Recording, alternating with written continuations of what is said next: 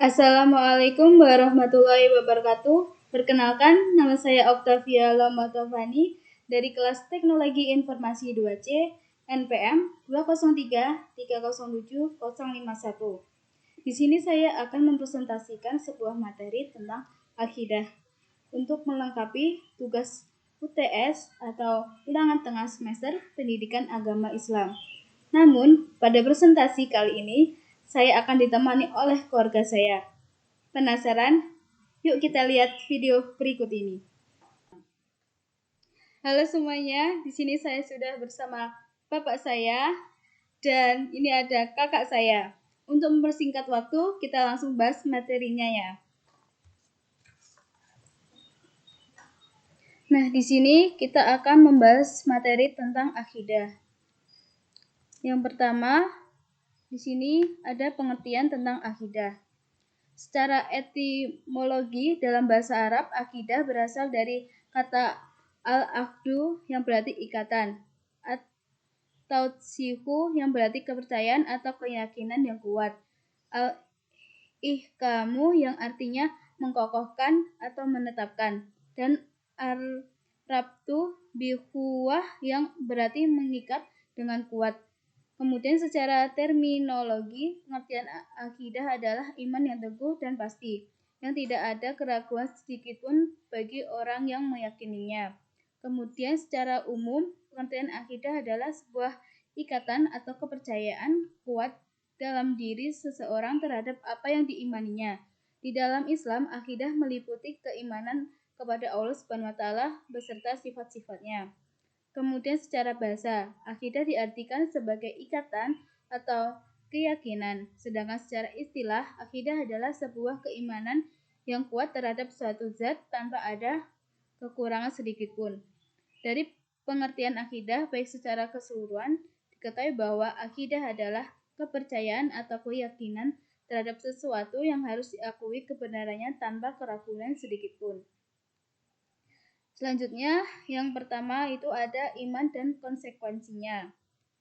Di sini pengertian keimanan atau akidah itu tersusun dari 6 perkara, yaitu yang pertama ada ma'arif kepada Allah, yang kedua ma'arif dengan alam yang ada di balik alam semesta ini, kemudian yang ketiga ada ma'arif dengan kitab-kitab Allah, yang keempat ma'arif dengan nabi-nabi serta rasul Allah, yang kelima ma'arif dengan hari akhir, dan yang keenam ada ma'arif kepada takdir, qada dan qadar. Selanjutnya, melalui Al-Quran dan Al-Hadis di dalam kerangka akidah harus memuat 6 rukun pokok, yaitu yang pertama ada iman kepada Allah, yang kedua ada iman kepada malaikat, yang ketiga ada iman kepada kitab-kitab Allah, yang keempat iman kepada rasul-rasul Allah, yang kelima ada iman kepada hari akhir, dan yang keenam ada iman kepada takdir, qada dan qadar Allah. Selanjutnya yang kedua yaitu tauhid rububiyah, tauhid uluhiyah, dan asma wa sifat. Menurut pembagian ulama ada 3 macam jenis akidah tauhid, yaitu yang pertama ada tauhid rububiyah.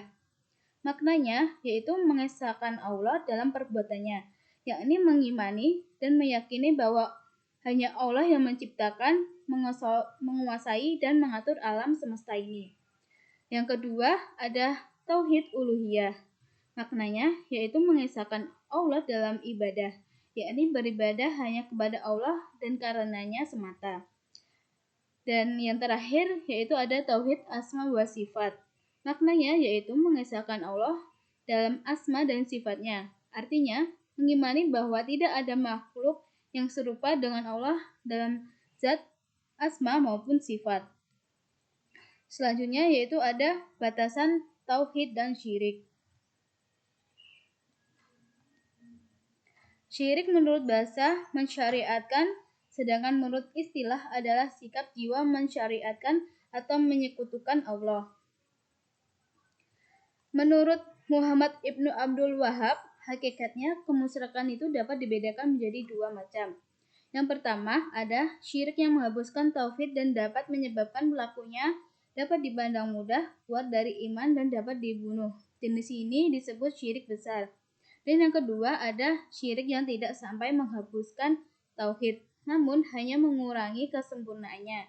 Jenis ini termasuk dosa besar yang harus diberantas agar tidak mendorong umat Islam terjerumus dalam syirik besar.